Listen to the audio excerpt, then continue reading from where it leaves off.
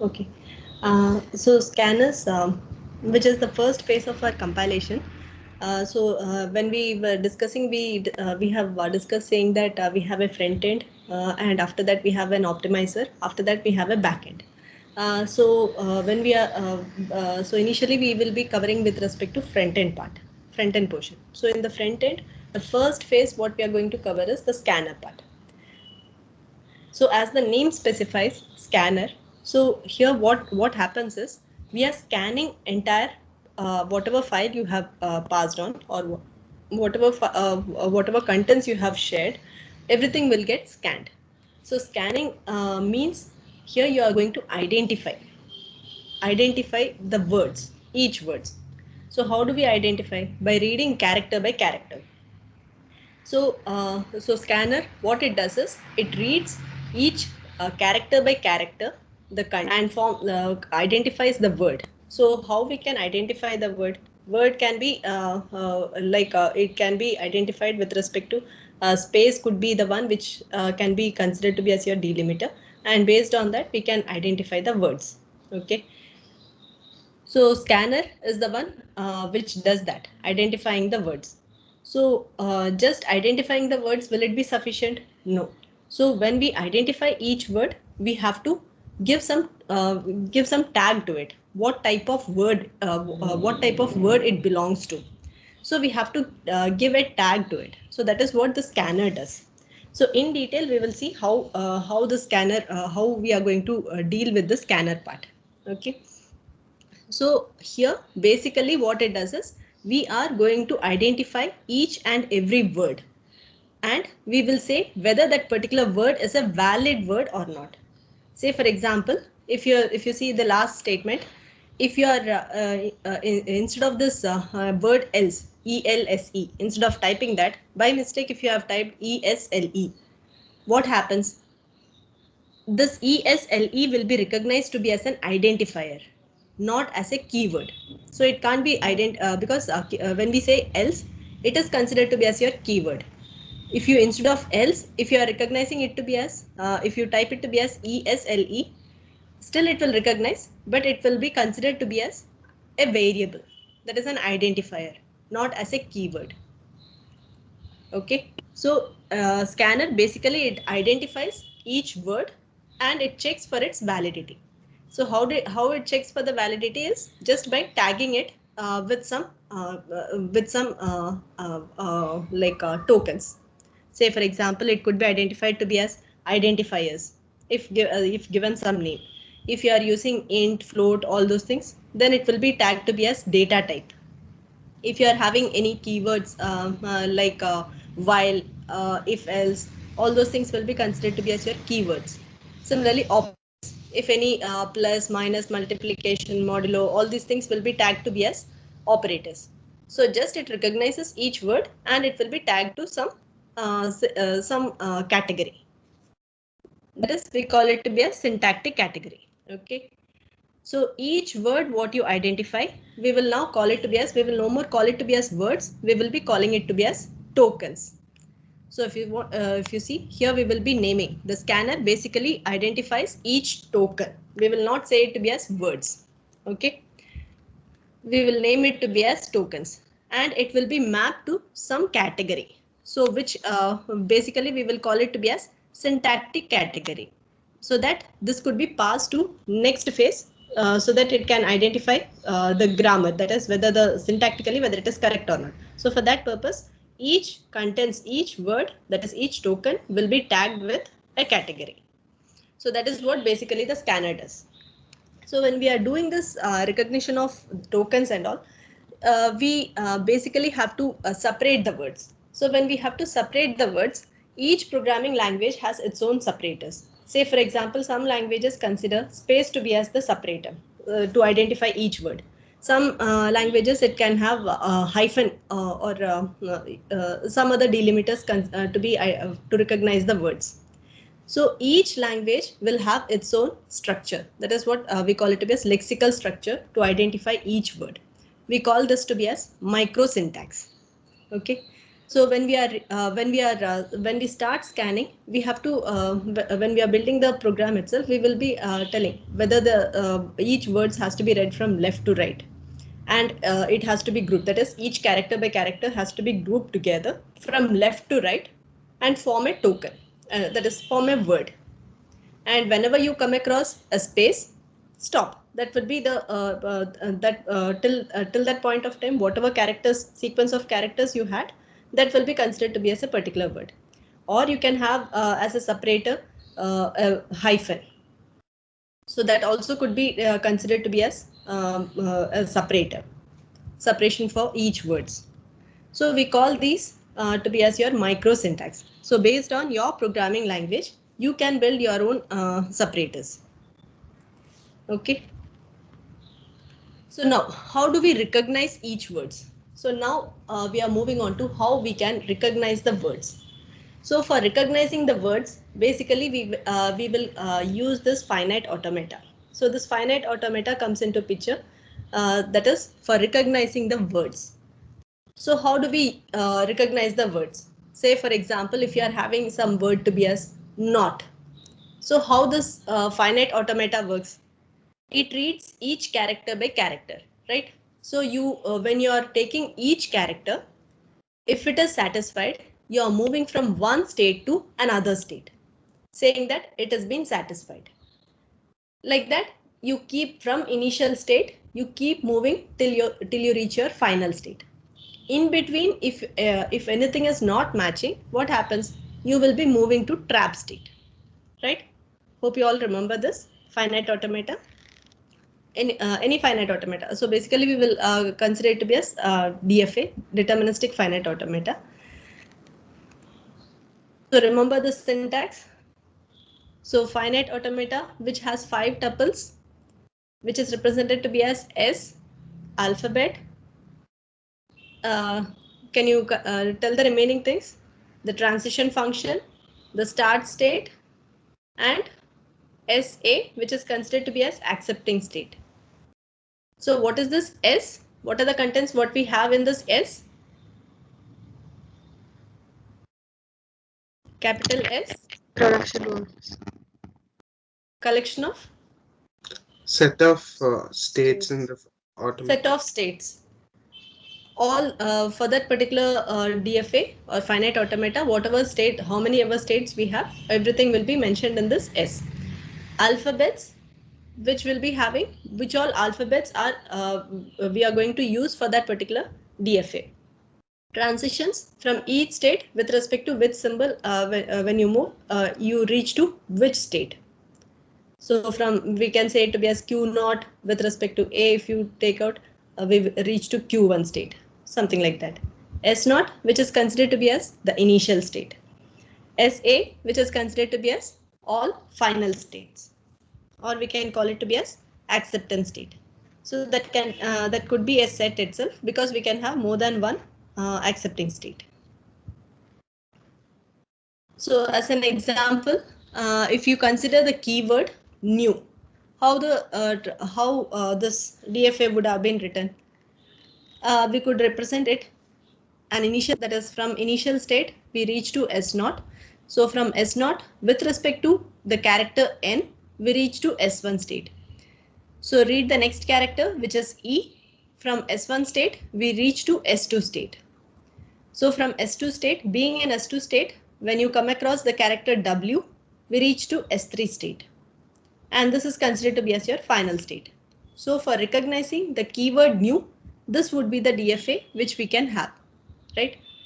So from any of, from other than these characters, from S0 or from S1 or from S2 or from S3, if you come across any other characters, we reach to trap state. So right now I haven't represented that. Otherwise, by default, it would be mentioned, right? Other than these characters, that is N, E, W, other than this, we would be reaching to a trap state. So by the end of, once you reach to the, once you finish taking all the, accepting all the characters, and if you, how do we identify that whether it is whether it is a valid one or not a valid one? Based on whether you are in the final state or not. If you are in the final state, we can consider that we can tag this character new to be as a keyword. Otherwise, it can be tagged to be as an identifier, or I can say it to be as a variable. Okay. So now this is how we have we can draw this finite automata. So now can you just tell how, if you are asked to write a code for this, accepting the keyword new, how you would be writing this how you can write a code, just a snippet, how we can write a code for accepting the keyword new, how we would have written. Or in other terms, if I say, if I ask you to convert this finite automata into a program, how you would have written?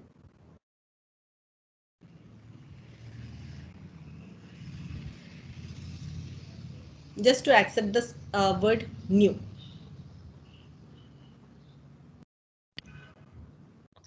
Using if else or Using if else. So that is the only way which we can do it, right? So first you read a first character, we would be getting n, and we can verify whether the character whatever is expected is also n. If so, then accept it, read the next character. So like this, we can have if else, that is else if ladder could be constructed, right? So whenever we are having a finite automata, if you are asked to write a similar code for this, which would be nothing but we would be having those many number of if statements. If this character is accepted, what should be done? So read the next character. Say for example, first in this small code snippet has been shown only for this accepting of for accepting the keyword new. So first we are asking the character, reading the character and assigning it to the variable c, and we are checking whether it is n, whatever required for what we require is also n. So if it is n, then go and accept the next character, which is e.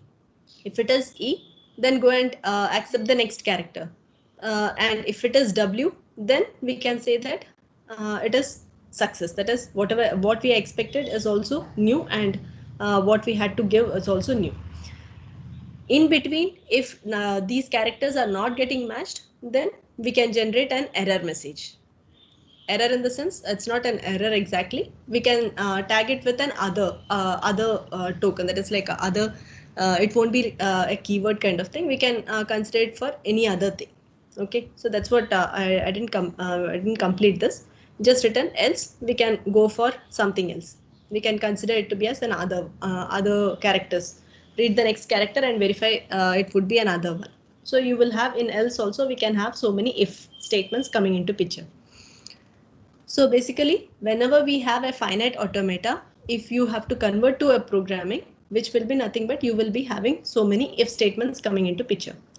So just imagine if you are given a DFA and if you are asked to convert, write a code for it, it would be a tedious part. So instead, what we can have is we can directly, if you are able to generate this DFA, we can automate this.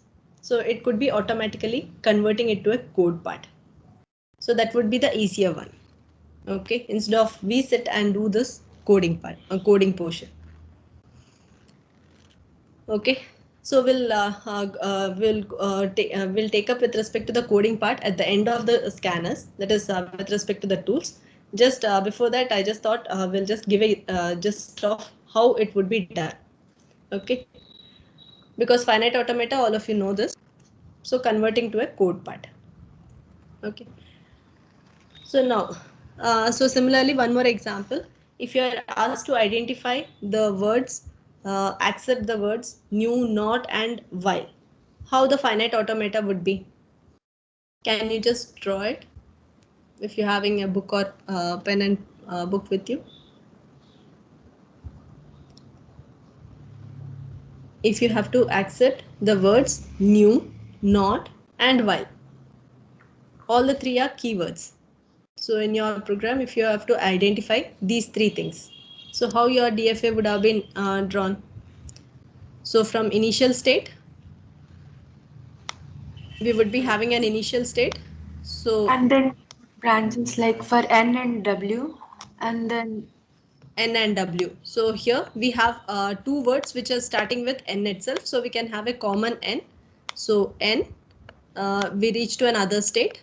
And from here we can split with respect to E, one state, with respect to O, another state, right?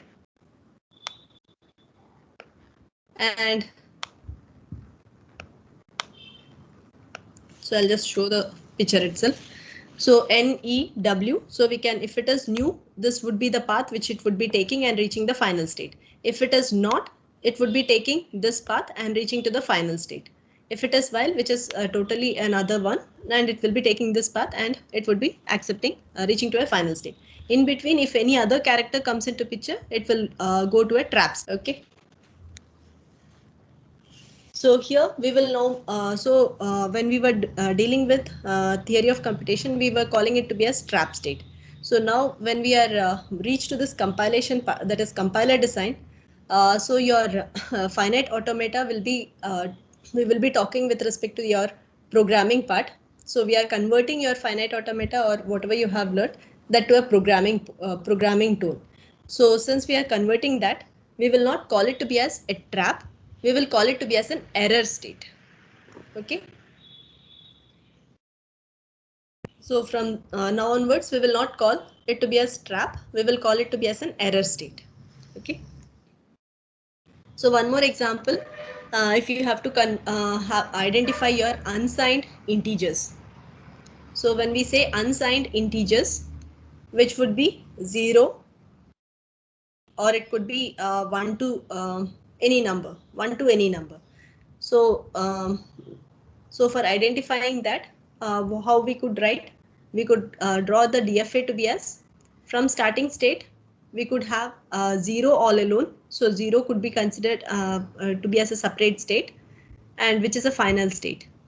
And other digits, that is from 1 to 9, we can take it to another state, followed by any number of 0 to 9. Any doubt in this DFA?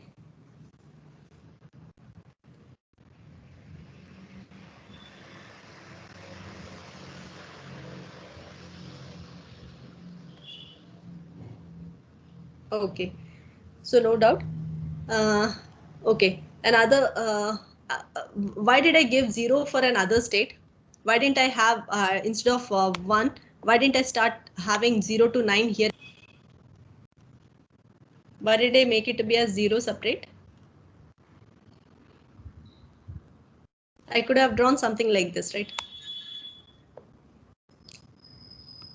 Because 0, 0, 0 can also be cut shorted to 0, ma'am. Only one. It equivalents to 1, 0. It equivalents to 1, 0. So if you give it to be as 3 zeros, which is equivalent to 1, 0, so which is not required. So for that sake, what we have done is we have considered 0 to be as a separate one, and which is which doesn't have any self loop, and which reaches to a final state. So that is the only reason why 0 has been separated. Okay. So here you will be having 1 to 9. Okay. Okay. So now, so just till now 3 examples. Whatever we have given, it was for the recap for your finite automata. So other one. So now we have a finite automata. So in which we will be representing states, and from states we can identify, that is we can mention whatever contents we have to accept, so that if it is if that symbols or alphabets are whatever mentioned, if it is then we can reach to another state. So this is how your finite automata works. Is there any other way of representing this finite automata? We have already discussed about regular expressions. So other way of representing your finite automata is nothing but we can use regular expression. So that is what I have mentioned in short, RE. So RE is nothing but regular expression. So the regular expression, how we can write for this particular DFA, which is nothing but 0 or within bracket 1 or 2 or 3 or 4 or till 9 followed by. So that is that is the concatenation where we can have any digits 0 or 1 or 2 or 3 or and which is with respect to the star closure. Okay, so this would be the regular expression for this given DFA. Okay, or we can even write it in this way: 0 or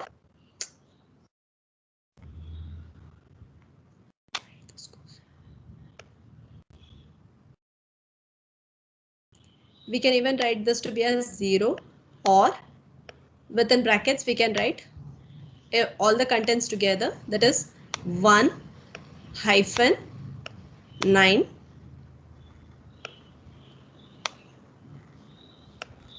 again a rectangle brackets 0 hyphen 9, that is like two concept 0 to 9 and a star closure. So instead of writing like this, we can even write it in this way. And one more thing, in this textbook, instead of writing the hyphen, they have put 3 dots. So that is what you can see here. They have mentioned 3 dots in this given textbook. Whatever textbook we are referring, in that textbook, instead of hyphen, they have used this 3 dots. Okay. Okay. So given a finite automata, we can write a regular expression also. So this is how we would be writing the regular expression. Okay. So if you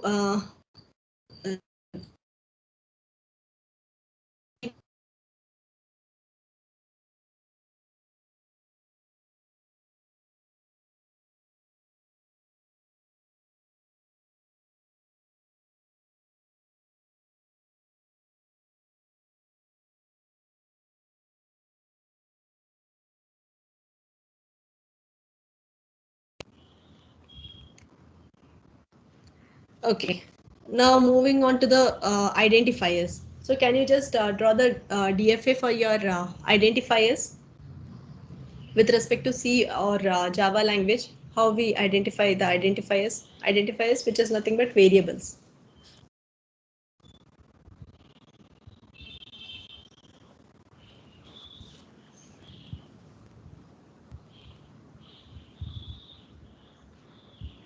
One more thing, you just maintain one nodes where you can begin, where you can maintain the nodes part, that is the class nodes in one from one side. From back side, you can maintain for the lab.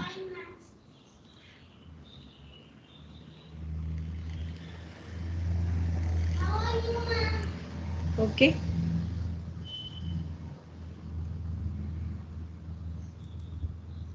Hope at least some of you would have been trying. So here I didn't consider the underscore part. I just other than underscore, rest all I have considered.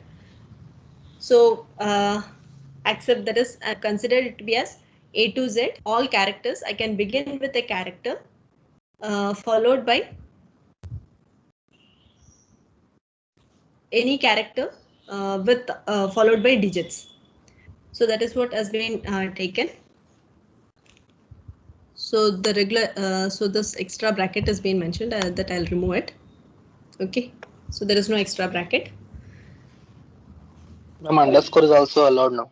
Underscore is also allowed. So if you want, you can give an underscore here, beginning, between, wherever it is. So if you want to give an underscore, it can be written to be as A to Z, A to Z, small letters, capital A to Z. If you give space in between, space also will be accepted. Okay. So you have to mention only the contents which should be accepted. So don't give a space in between underscore. That could be your first content. Followed by this same thing. This part would be the same thing. Okay. So DFA also will be in the same format. So here you will be having one underscore coming into picture. So you can have an underscore. Okay. Ma'am, this includes keywords also, no ma'am? This doesn't include keywords, right? If you have to give keywords, then it has to be specific. Say while and all are keywords. So you will be mentioning, you have to explicitly take it out. You have to mention, you will be having a separate DFA for keywords separately. But in this, if I give IAF, it will accept as an identifier. It will accept it. So if you are having a program, that is, if you are when you are writing your program, you have to identify the identifiers, you have to identify the keywords. Then how do we arrange it is, we have to arrange it in a particular order. So so which one is having the higher priority? Keywords is having the higher priority, right? So keywords, that is, if you are having if your word that is, if your word has to be recognized to be as a keyword, say for example if, so then the DFA which you are arranging, the regular expressions what you are giving, it should be given in a particular order. So the highest priority should be given for keyword, and then the least priority should be given for your identifiers. So when you are writing your regular expression, it has to be written in an order. Okay. Okay, ma'am. So this regular expression, whatever you write, this will be recognizing, this will recognize the keywords, as well as this will recognize for all other variables also. Okay. Similarly, you will be having for keywords, specific keywords like if, int, float, all those things you will be mentioning. For each keyword, you will be having its own DFA, the regular expression written. So when you are writing it, how you arrange matters. So first one, what you have to give should be for the higher priority one. So higher priority will be for keywords. So keywords, then your identifiers. So if keywords are not getting matched, then only it will move to the next regular expression. So that token, if that regular expression is getting matched, then that token will be assigned. That is, that syntactic classifier will be assigned. Okay. So order Yes, matters in which how you arrange your regular expressions. Okay. So these are just a theory part. So finite automata for which you will be identifying each set of words. And if you are having a set of words together, we call it to be as language. And for your finite automata, we can represent it by using regular expression, which we have seen right now. Similarly, if you are having a set of that is set of if you have to represent the language, that is set of words, then we call it to be as regular language. So by these examples itself, it is clear. We are using these regular expressions for representing your finite automata. Okay, so both are equivalent. Regular expressions as well as your finite automata, both are equivalent. Okay, so similarly, if you are having any brackets or any special symbols, we have to represent it as such. Say colon, semicolon, question mark, brackets, everything has to be mentioned as such. Okay, in your regular expression. So keywords, say keywords like while, this, integer. So in some programming languages, we have integer as such instance of. So this is a mix of all the languages. So in your regular expression also, you would be writing it in the space itself. Whichever contents you want, that would be written as such. So if you want to have this in your regular expression, you would be writing THIS itself. While WHILE, that word itself would be written in your regular expression.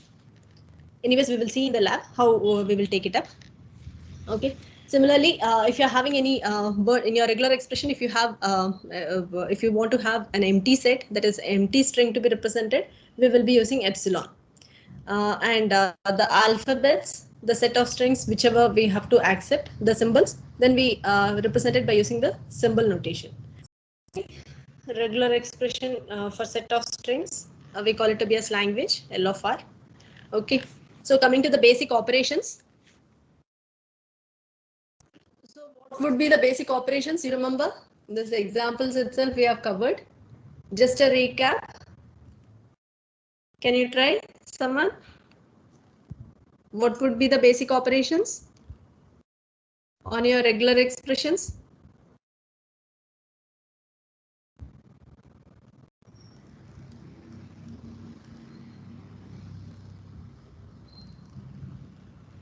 Hello, someone? Like union, intersection. Your intersection we don't have, right? Union. Oh yeah, no. Basic Concatenation. operations for regular union, concatenation, Reverse. reverse, Closure. closure. So we have three things. So which is union, we can call it to be as alternation, that is this or this. So we can so other name for union, we call it to be as alternation. Concatenation, which says that followed by x will be followed by y. So concatenation comes. The third one is clean closure, the closure property. So we can have we call it to be as clean closure. So where which is nothing but it's a union of concatenations. So whenever we say if it is a star closure, we can that is the clean closure. We can the contents, that is if you are saying it to be as capital R could be repeated 0 or more number of times. So closure, we can have clean closure or we can have a positive closure, which says that this R could be repeated for one or more number of times. Similarly, we can have finite closure where you can specify how many number of times it has to be repeated. Say for example, capital R is the one. So I. So where you can mention, you can specify how many number of times that content has to be repeated by giving an integer value. So it is specific here, it's an integer value. The I should be represented with an integer value. So how many number of times it has to occur. Say for example, if you wanted small letter A to Z, so you wanted 3 characters. So your I would be represented as 3. So A to Z within rectangle brackets. After that you can mention a 3. Something like this.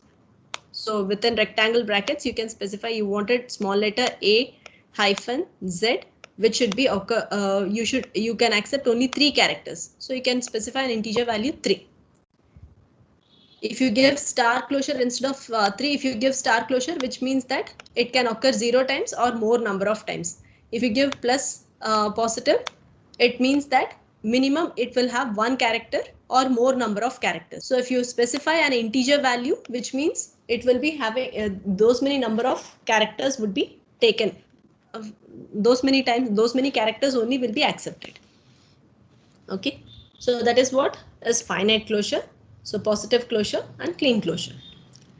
The other one is alternation, that is the union, concatenation. Okay, so just an example with respect to x and y, representing as an x and y for all the three alternation, concatenation and clean closure. So how we can represent it? So already we have discussed this. So you can just go through an empty set. We would be representing it by using the epsilon. Okay. So all these representations you know already. So we'll move on to the next one. And in TOC, during TOC itself, we just told if you are having any concatenation, initially we said we will be having a dot, but if you don't, the dot is optional. So if you don't specify dot also, it is fine. It means that it is concatenation. Okay. For union, you would be representing it by using this or. This W0 or W1 or W2 or so on up to Wn. So by using this bar, we would be representing it. Coming to the precedence. So what would be the, which one would be the highest precedence?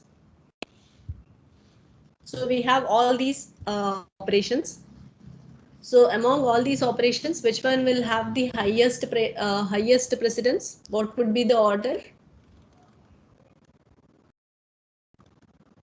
Remember? Concatenation, union, then the closure. So closure is having the least or highest? Ma'am, I think it's reverse.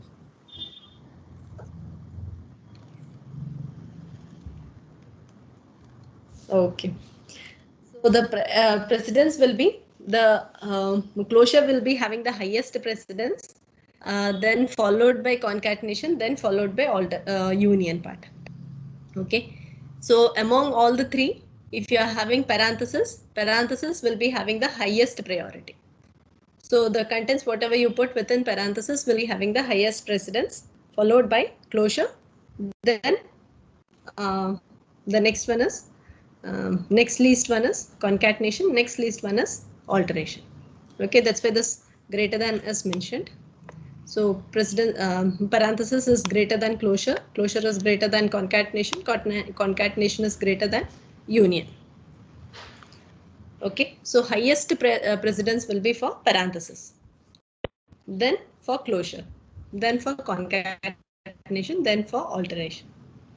Okay, this is the precedence order. So always remember this.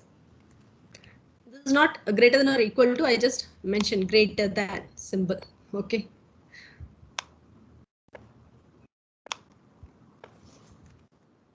Okay. So whatever I have told previously, that same thing.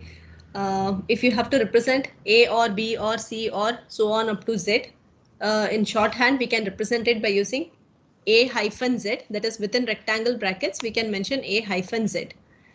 Or in this textbook, according to this textbook representation, they have represented it by using within rectangle brackets A, 3 dots followed by Z.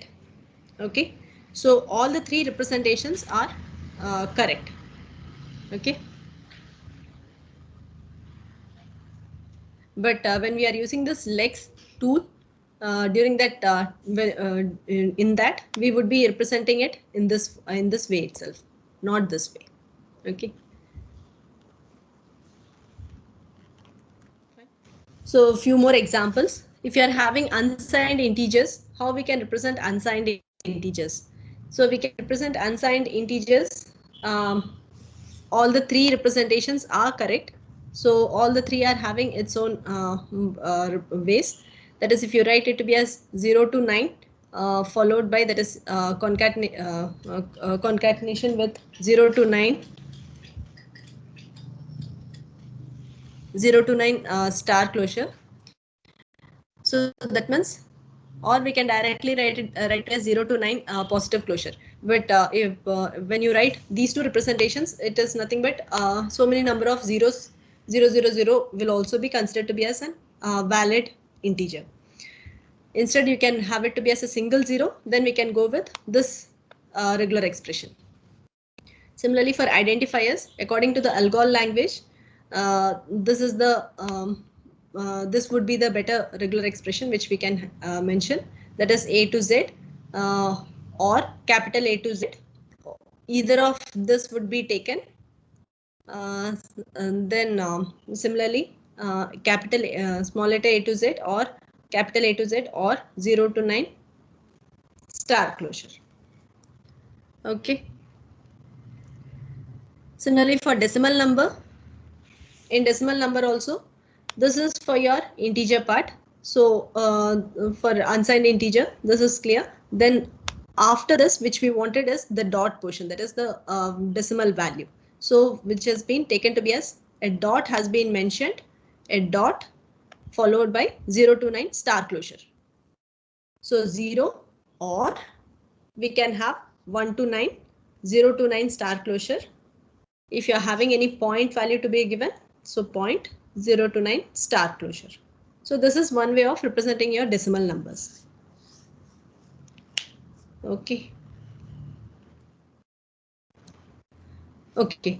Now, can you try for this? Giving a expression for this example. That is, if you have an identifier to be limited with respect to 6 characters. Here it is specific. You should have only 6 characters.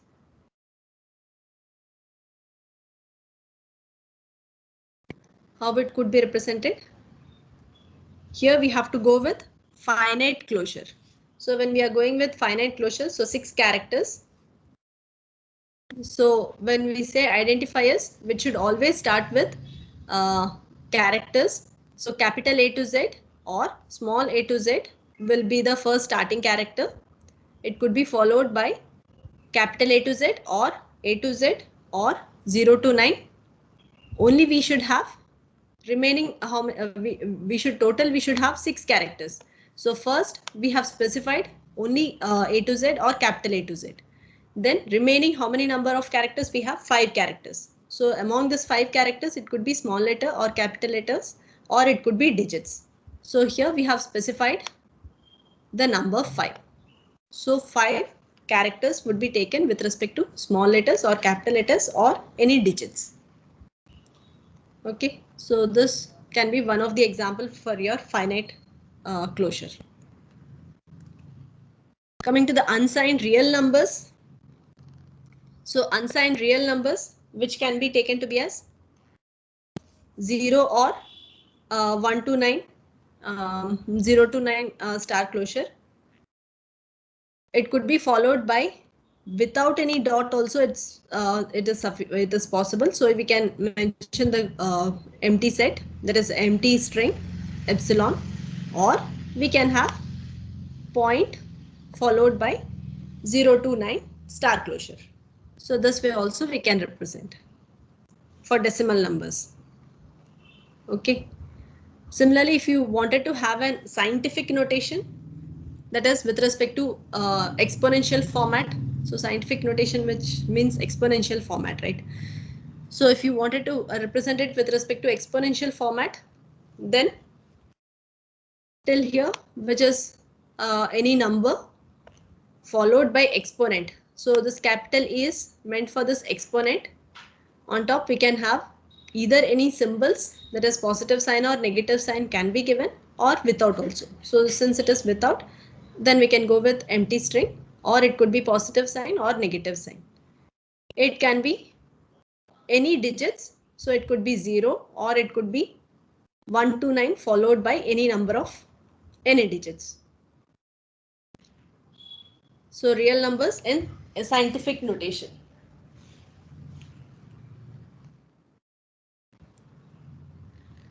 Okay. So one more operator, a new operator. So other than whatever we have discussed, we can have complement operator. So complement operator, which means that that is not of, this is the operator which we use. This is how it is represented. So not, so cap. So not of C. If you are representing it to be as not of C, which means that from your given alphabets, other than C, rest all would be taken. Okay. So other than complement, that is other than whatever character we have specified, other than that, rest all will be accepted from your given alphabet. So that is what complement means. So now coming to the precedence part, if you are having complement, so complement will be having the higher priority, higher precedence than all other things. That is other than your closure, that is other than your closure or concatenation or union. So other than all those things, your complement will be having the higher precedence. Now, if you want to specify any escape sequence. Is it higher than parentheses also? No, this not will be coming inside your parenthesis. Okay. So higher precedence will be for parenthesis, then complement, then other operators come into picture. That's why I specified here with respect to this. Complement is higher than these operators. Okay.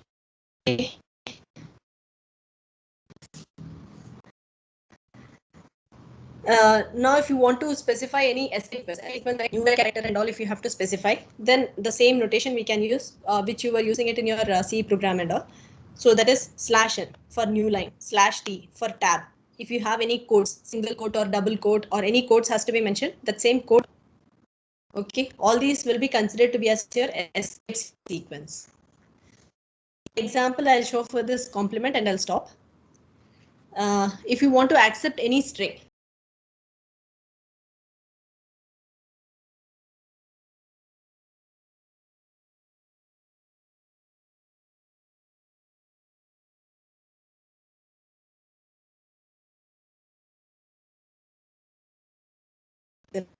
accepted. So we can't specify it like your for identifiers and all, how we were specifying, we can't specify it, right? It is not feasible, which all has to be accepted. So instead what we can say, we can opposite way we can represent, that is by using this complement we can specify. So whenever we say within this, whenever you are writing your regular expression to for accepting the string, what would be the first content, what comes, which is double quote. So double quote followed by what are the contents? You should accept all these things, whether it is a small letter character, capital letter character, operator, special characters, digits, everything should be accepted. So what I can specify, other than this, which is what is the closing part, this is the one. Other than this double quotes, rest all should be accepted. I can write, right? So I can specify it something like this. So starting with, when I'm writing a regular expression, I can specify, I'm starting with double quotes. Within bracket, I'm specifying not of closing double quotes. This is closing double quotes. Okay. Other than this closing double quotes, accept rest all. All other things you accept. Okay. And I have put a star closure for it. Any number of characters can occur. Okay. So whenever I come across a double quotes, it will stop. Is it clear? Till it come across any double quotes, it will keep taking the characters. Whenever it come across double quotes, it will stop. And it will come out of this star closure. So when you are ending, you will be having this double quotes itself. So this is how your regular expression will be for accepting a string. Okay. Similarly, whenever we say a string, we will not use enter key. Remember in your printf statements, for example, printf within double quotes, whenever you are writing, we don't give any enter key, especially in C program and all, we don't make use of enter key. So that means we can specify in your regular expression also that. So how we can specify it? Can you try? Same format. Same way we can give. We will have the opening double quotes. We should not of, we should not accept double quotes, or we should not accept enter key. Enter key means we will be representing it with respect to slasher, right? Either of these two we should not accept. Other than this, rest all can be accepted. So star closure followed by the end, when you come out, you will have a double quotes. Okay. Shriba, it's time. I think it's already 9:23. You can wind up. Hello?